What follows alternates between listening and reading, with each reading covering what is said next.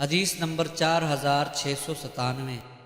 حضرت سالم بن ابی جعد فرماتے ہیں، میں نے حضرت جابر بن عبداللہ رضی اللہ تعالیٰ عنہ سے اصحاب الشجرہ یعنی بیت رضوان والے صحابہ کرام کے بارے میں پوچھا تو انہوں نے فرمایا، ہم 1,00,000 بھی ہوتے تو وہ پانی ہمیں کفایت کرتا، لیکن ہم 1500 تھے۔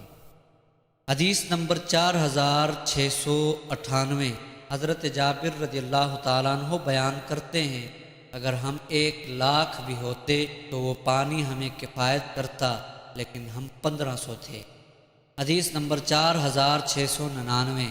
حضرت سالم بن ابی جعد فرماتے ہیں، میں نے حضرت جابر رضی اللہ تعالیٰ عنہ سے پوچھا، اس دن تم کتنے تھے؟ انہوں نے فرمایا 1400 تھے۔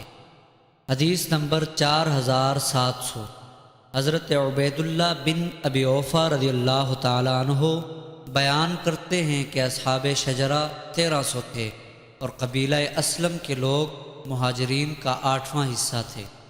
حدیث نمبر 4701۔ امام مسلم نے ایک اور سند کے ساتھ بھی یہ حدیث ذکر کی ہے۔